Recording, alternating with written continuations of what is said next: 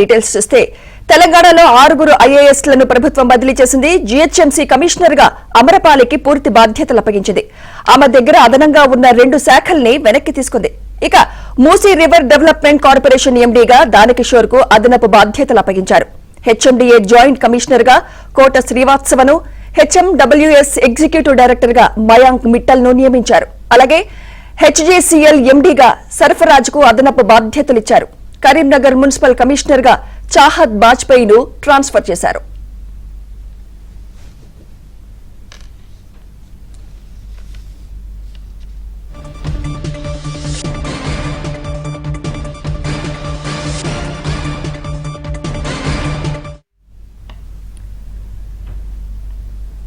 తెలంగాణలో 6 ఐఏఎస్లను ప్రభుత్వం బదిలీ చేసింది. జీహెచ్ఎంసీ కమిషనర్ గా అమ్రపాలికి పూర్తి బాధ్యతలు అప్పగించింది. ఆమె దగ్గర అదనంగా ఉన్న 2 శాఖల్ని వెనక్కి తీసుకుంది.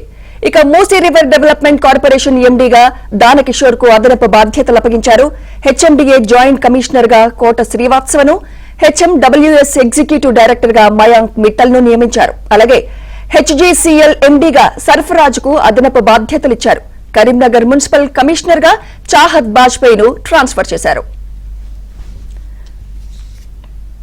ఇక ఐఏఎస్ల బదిలీపై మరింత సమాచారం మా ప్రతినిధి రాజేష్ అందిస్తారు. రాజేష్, మొత్తానికి తెలంగాణలో పలువురు ఐఏఎస్లను బదిలీ చేస్తూ సిఎస్ శాంతి కుమారి ఉత్తర్వులు జారీ చేసింది. కాస్త పెరుగుతూనే అమరాపాలి కాటా ఐఏఎస్ నుంచి 2 డిపార్ట్మెంట్లను తీసేసి రాష్ట్ర ప్రభుత్వం నిర్ణయం తీసుకుంది. ఆమెను ప్రస్తుతం హెచ్ఎండిఏ కమిషనర్ గా కొనసాగిస్తూ ప్రభుత్వం నిర్ణయం తీసుకుంది. హెచ్ఎండిఏ జాయింట్ డైరెక్టర్ గా మూసీ రివర్ డెవలప్మెంట్ బాధ్యతలను గతంలో అదనంగా ఐఏఎస్ అమరా కాటాపల్లికి ఉండేది. ఆ 2 పదవులను తీసేస్తూ పూర్తి స్థాయి ఐఏఎస్ అధికారిగా జీహెచ్ఎంసీ కమిషనర్ గా ఆమెకు మీద బాధ్యతలు నిర్వహించింది.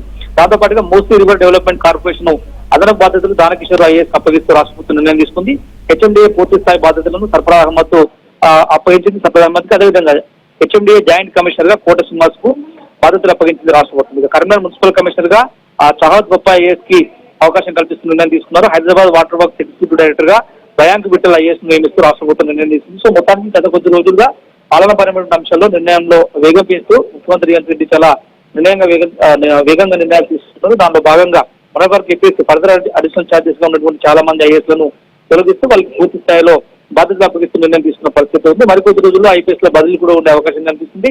దీంతో పాటుగా సెక్రటరీ వేదికగా పనిచేస్తున్నటువంటి చాలా మంది ఐఏఎస్ లను బదిలీ చేయాలని చెప్పేసి ఉన్న డిమాండ్లు కూడా పెద్ద ఎత్తున వస్తున్నాయి. కొన్ని ఏళ్ల తరబడి 2014 నుంచి పూర్తి స్థాయిలో ఎక్కువ మంది ఐఏఎస్ అధికారులు ఒకే శాఖలో ఇళ్ల తరబడి పనిచేసిన వారికి కూడా స్థానచలనం కలిగిస్తూ నిర్ణయం తీసుకోవాలని డిమాండ్ కూడా వస్తుంది. దానికి అనుగుణంగా సీఎం రేవంత్ రెడ్డి త్వరలో నిర్ణయం తీసుకునేటువంటి అవకాశం అయితే కనిపిస్తుంది. Right, thank you Rajesh.